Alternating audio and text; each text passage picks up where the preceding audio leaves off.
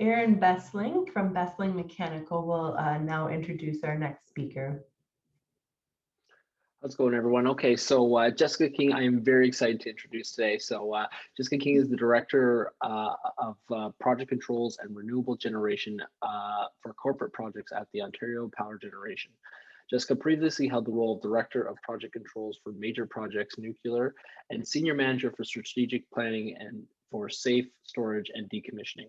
Jessica has a diverse background in project controls, project management, contract management, and procurement from her previous engagements in the nuclear business, including work at Pickering, Darlington, Bruce Nuclear Generating Stations, and OPG Western Waste Management Facilities. Jessica has a Bachelor of Science in Mathematics and a Bachelor of Education. We are overjoyed to have Jessica, not just because of that long list of qualifications, but also as our first female speaker for the YLG Talks, which we were kind of taken back that it's been this long and without that, but hey, we're here now, so. Yeah, it's exciting. So without any further ado, Jessica, we're so happy to have you on board. Okay, thanks, Aaron. Okay, so now I'll figure out how to share my screen. We did practice this, so I should be able to do it. All right. Can you see that? Oh. Yep. Yep. Okay. All right. Let's go. So thanks for that introduction, Erin, and I'm very happy to be the first female speaker in one of these events. So it's great. So I'm going to be speaking to you today about a couple topics that I'm very passionate about. I feel very strongly about both of these topics, and I think that they're things, we all need to hear more about. So what I hope is that, in sharing this with you today, you'll take that away and you'll start to share these messages and it'll just kind of catch on. So either one of these topics, I think we probably could have discussed on their own, but I brought them both here together because I think, what we've been experiencing over the past 14 months or so with COVID-19 is really presented circumstances where the two of these topics are related greatly, in my opinion. So I want to talk about the bystander effect, but also about psychological safety and how the two of those, really are tied together during this pandemic. So the bystander effect, it's something that, you may have heard of, you may have had some training within your various companies on what the bystander effect is. And I want to talk about the importance of what that is. I'll talk about a bit about what it is in case it's something you're not familiar with. And then, the importance of it, as I said, with the principles of this concept during the pandemic. So what is the bystander effect? So it's a phenomenon where, there's mass inaction from people who can make a difference. You'll see a lot of different kind of variations of this definition or this description, but that's the gist of it. It's, there's something going on, people ought to be taking action, but there's a whole bunch of other people there and we think we're not going to do anything. And we see that the rate of that increases the more people that are there. So we can probably think of situations, that we've observed ourselves, maybe situations where we exhibited this behavior ourselves. Studies have shown that individuals are less likely to offer help to a victim when there are other people present. It's something on the surface that, you might immediately disagree with or not want to agree with because you think we're all human beings, we're all good people. If someone's in need, of course, we're going to step in and we're going to do something. But, when you really think about situations or examples of where this has been demonstrated and examples you may have seen yourself, you'll probably realize, this is a real thing. So a bit about the history of the term, kind of where it came from. So in 1964, there was a 28-year-old woman named Kitty Genovese. She was killed outside of her apartment in a very densely populated area of Queens, New York. So this became quite a sort of famous story. A lot of people have done a lot of research on this, and from this incident came, this study on this, bystander intervention and bystander effect, this phenomenon that we're talking about. There were many people in the area that heard her calls for help. She was screaming out for help. Nobody did anything. There's so many people around there. They're right outside of their window. They didn't even open their doors to see what was going on or to help her. We still see today countless examples of this around the world, even in our communities, where people are in need, often being physically attacked in plain sight, and people aren't coming to their aid. Something that we've seen kind of as of late as well is that's very concerning, and it boggles my mind. I'm sure it does you as well. People are often more inclined to take out their phone and videotape what's going on rather than stepping in to actually help that person in need. There was a video recently that was shared, demonstrating this concerning effect further. And it was a luxury kind of apartment building or condo they were in the hallway, and there was security footage, and there was this very, very violent, unprovoked attack in the hallway, and they showed 3 people on the camera just watching it happen, not stepping in. There was somebody who actually opened their door, looked at it, the victim reached out for help, and they just shut the door on them, right? So it really is a thing that I think we all need to kind of educate ourselves about, because if we fall into that trap, I think the education around this will help us, maybe to take a different approach in these situations. So why don't people intervene, right? That's probably the first thing we're thinking about. What does the psychology behind this say? So there's a lot of reasons, and I've listed some of them on the screen here, but for the most part, it's people saying no, there's really nothing I can do. I can't help in this situation, or it's none of my business, so I'm just going to let them take care of it, and what will be, right? There's another layer of this that we want to think about when it comes to the workplace, right? Or on our work sites, where people will think that, that there's too much at stake. I'm going to lose my job if I speak up and say something. Or they fear reprisal or retaliation, if I step in and I do something, my crew's going to make fun of me, or, I'm going to have to deal with something afterwards. So it's important to make sure that we're fostering those environments where we're not tolerating that type of behavior. And we'll talk a little bit more about that.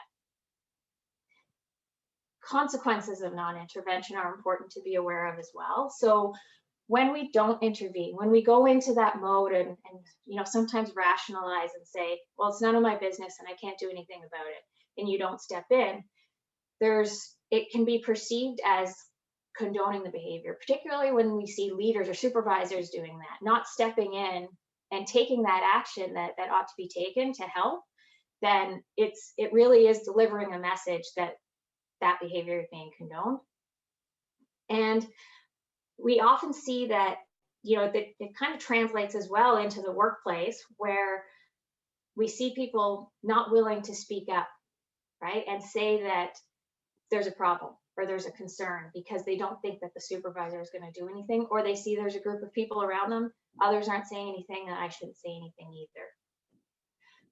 Through that, trust is compromised, safety can be compromised, and it really does just make a less productive kind of work environment for all of us. So what does it mean to be an active bystander, right? So this is what we want. We want all of us to be active bystanders. So we don't want to sit and just do nothing. We want to take action, okay? We want to be active bystanders. So there's some simple steps that can help us to do that. The first step there is it's noticing our surroundings. So being aware and being observant, keeping our eyes open. It's easy for us, and some of us kind of just by habit, we think, well, we're just going to keep our head down because that's their business, and I'm just going to keep my head down here. But really, we need to think about if we were in that situation and what we would want, and make sure that we're stepping up and helping people when they're in need, noticing when people are in need. We want to make sure that we can interpret that as a problem, and sometimes that comes from the training as well, of being aware of what we should be looking out for, and making sure that we're not afraid to stand up, right? Having that courage and knowing that our leaders and our supervisors are encouraging us to do so, right? So all of us as leaders, that's something we want to bring and make sure that we're creating that environment so that our team members, our crews know that the environment here is, we're encouraging them to speak up when they see something. The next thing is feeling that responsibility to act. Right? So it's not just seeing it and thinking that I should do something, but saying, yeah, I'm not going to. That responsibility and following through, and sort of being there to help, your fellow team members, your fellow crew members when they're in need.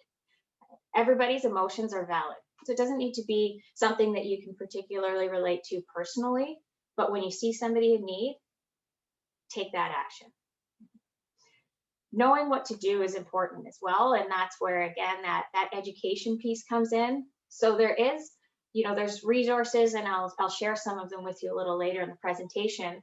There's training that's available for individuals as well. There's online training. There's companies that will come out and provide training to groups of people.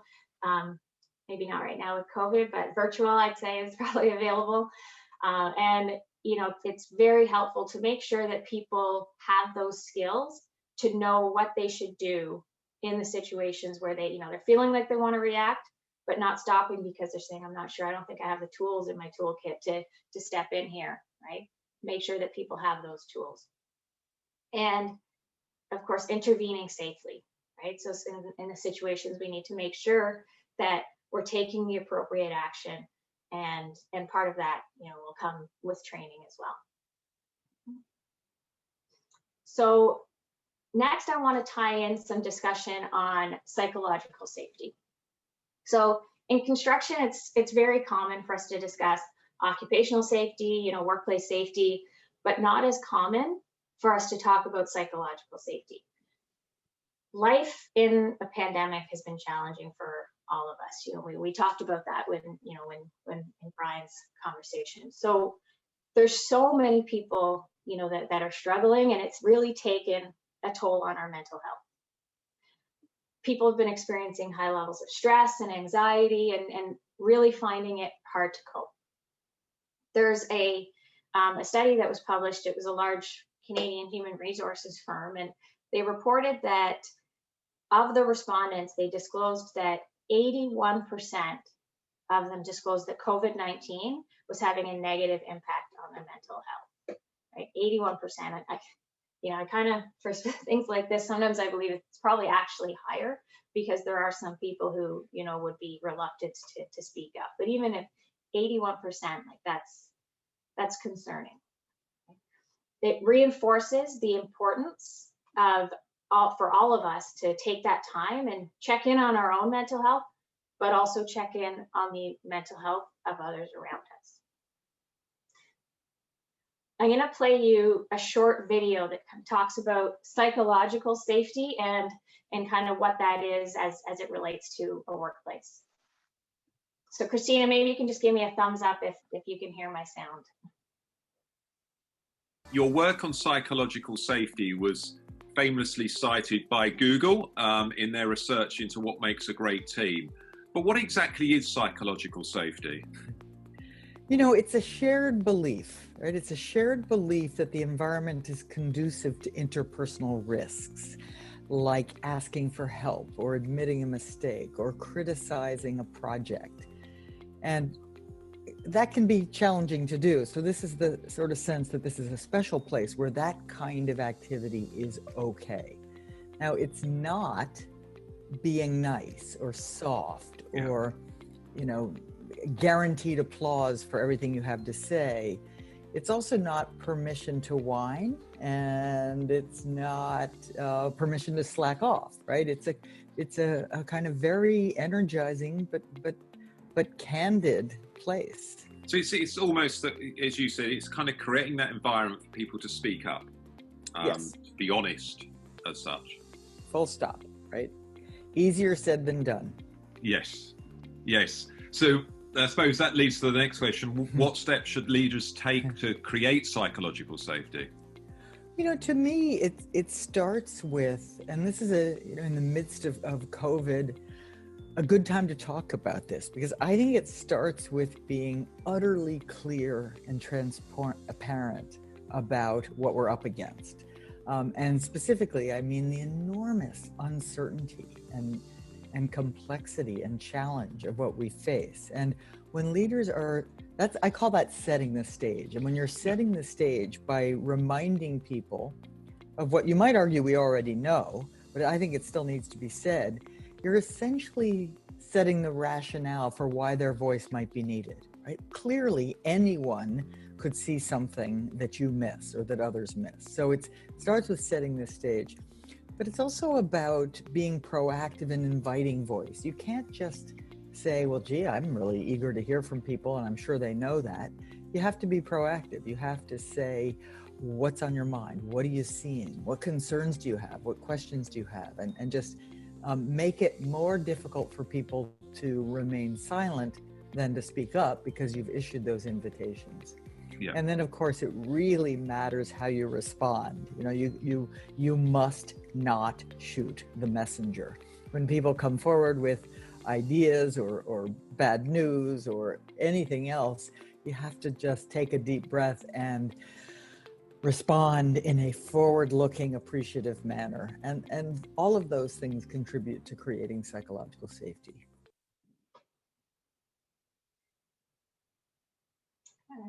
So a couple key points, from that speaker. I always like having videos in the middle because it gives me a break. It gives you all a break, my voice for a little while. But there's some really good points in there. It's important that everyone knows there's that environment to speak up, right? And that shared belief, that there's an environment to speak up is very important. It can't just be something, as the leader that you say, I'm creating this space and it's there because I've said it is. It's not there for that reason. Everybody that you need to show, your teams, and you need to ensure that they believe that space is there to share that environment to speak up. She talked about, being proactive and, inviting their voices, asking those probing questions, saying, what's on your mind, what's concerning you, saying those types of things to them to really invite that conversation. And I really liked how she talked about, making it more uncomfortable for people to stay silent than to speak up. And I know that's hard sometimes, especially for leaders. Sometimes we feel like we need to fill the silence, right? But, there's a saying I've heard, let silence do the heavy lifting, right? So, put the questions out there and just give them a minute, right? And generally, people will speak up. When we talk about, people that are struggling right now in the pandemic, and, and we're talking about mental health, it's often hard for people to even verbalize, what they're struggling with. So what can we do in these situations where, there's somebody struggling with something, somebody's going through a hard time, but they're not saying it. And that's where we need to think about, what we can do and still kind of tie in, be active bystanders in these situations where somebody is really, struggling with something, but not verbalizing it, because there are almost always, other signals of this struggle that they're going through, of this help that they need, right? Of these areas where you can step in and be that support for them. The same way that we take action when we see something physically or, socially kind of happening that's not right, we can apply these same principles and the same support model, when there's people that are struggling with things from a psychological or mental perspective. There's been a lot more discussion about mental health related topics in recent years, and there's still, I believe there's still a bit of a stigma around that, but I do appreciate the increase in the conversation and the space that's being made to talk about these issues. In the spirit of Mental Health Week, we recognize that even in times of extreme anxiety and stress, as we're seeing right now, mental health is something that we can protect, not just something that we can lose, okay? But it's something we can protect as well. You've probably heard of Bell Let's Talk Day. So that's a campaign that's aimed at raising awareness and breaking that stigma around mental health. So it's a very, very great campaign. And it's, so it's a great yearly reminder of the importance of mental health, but we can't just let that conversation end after the one day, right? It's a topic that needs to be addressed year round, particularly right now with what's going on in the world. the Mental Health Commission of Canada had published some information, and by age 40, half of the population will have had a mental illness, right, by the age of 40. So then, and almost half of those who feel that they were suffering from depression or anxiety stated that they had never reached out to a doctor about the problem, had never sought help for those things that they were struggling with. Right? So they're suffering in silence. We see, increases in the number of employees seeking counseling for urgent mental health issues. Since the pandemic has started, we've seen lost productivity due to mental health issues. We've seen, sadly, lives being taken, or lives lost by suicide during this pandemic because of people that are struggling with mental health. And so what we want to talk about is, and then think about ourselves, is what actions can we take that can make a difference? What can we do starting today that can make a difference in this area? So what I would encourage you to do is talk to your supervisors, right? Make sure that your supervisors are educated, in mental health first training or first aid training. So that may be something that you have. If you don't, I strongly encourage you to look into it. We all have first aid training, right? But there's mental health first aid training. It is a very specific, type of training that will equip people to make sure that they're looking out for those warning signs. Discussing mental health at safety meetings, right? We have safety meetings with our crews, with our employees. Tie mental health discussion into one of those. And it's not always just, for occupational safety or workplace safety, but tie mental health discussion into that dialogue as well. And that will kind of help to break that stigma surrounding it. Starting conversation, right? Saying hello, I think it is so important. And that kind of ties into that remaining connected. For those of us that are working from home, it can be quite isolating. And Brian talked about that as well, that feeling of isolating. I actually wrote down something he said here. No one thrives in isolation. And because that really spoke to me, and I really believe that it's true. There's a lot of people that are struggling in different ways. Everybody's impacted by this, right? Everybody is impacted by this pandemic, right?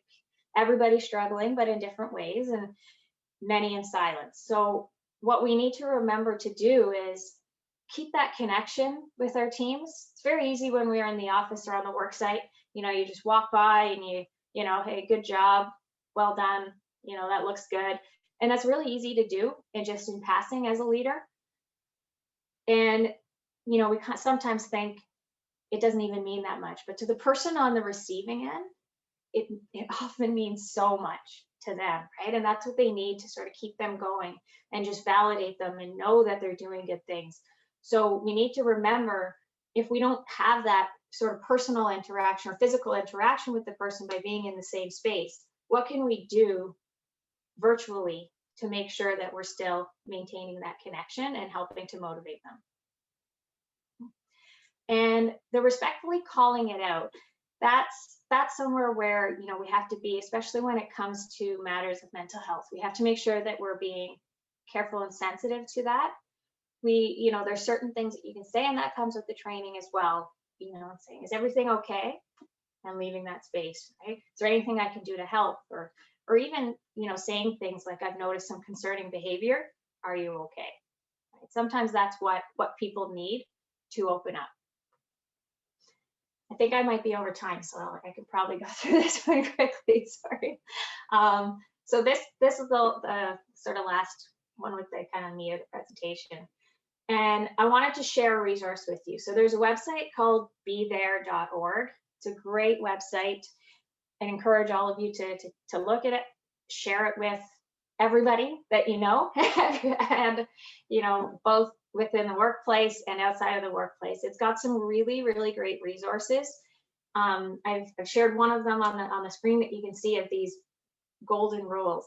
And they've got some really straightforward, simple resources that you can take a look at on the website about how we can be there for people, and what tools, can we kind of add to our toolkit to help us to be there effectively. Okay. And so just end it off there. And I just say, if there's one thing that I'd ask, that I'd hope you would all take away from this, is just to be someone who does something. If you see something, do something.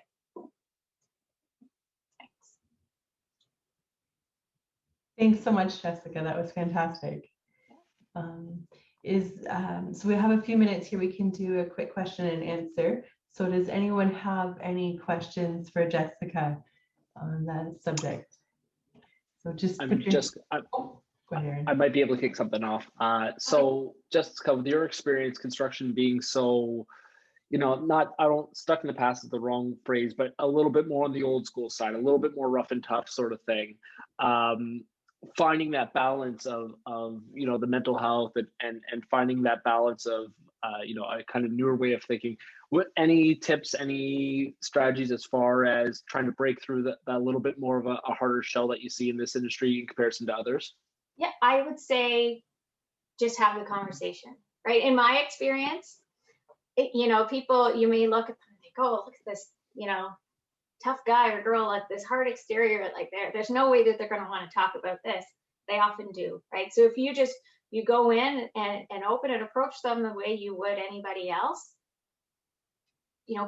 people are open to speaking. They often want to, right? So I would just say, just do it. And I'm thinking of one individual in particular, a Boilermaker foreman that a lot of people were reluctant to approach. And I was on the site one day and I just walked up and started talking, and and he was totally open to it, right? So it's like, and that's just one example. There's many more, and I'm sure you all have some circumstances of that as well, right? But I'd say just sort of put that judgment aside, put that feeling aside that just because it was the way it was before, or the way that some said it was, or maybe the way some say it is, it doesn't mean that's the case. Awesome. That's great advice. Thank you.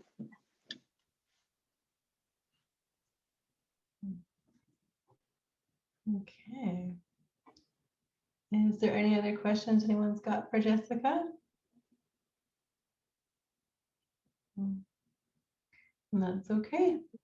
Thank you very much, Jessica. You did a great job. And Brian, we really enjoyed having you guys out today. I'm just going to share my screen one more time here quickly.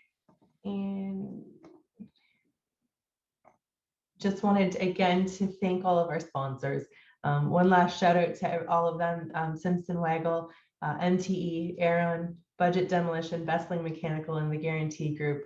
We really appreciate their support, and it really helps us out as a group. And we want to thank everyone for coming out today. All of the questions that we had and all of the support for this great session this morning. Our next YLG event hopefully will be the summer patio party in late August. Keep watching the HHCA's emails, and something will show up hopefully. And then also our next YLG Talks is scheduled for September. So we're hoping to do it in person, but it may be a mix of virtual, in person, or just virtual. We'll see what happens. But anyway, thanks everyone for coming, and enjoy the rest of your day.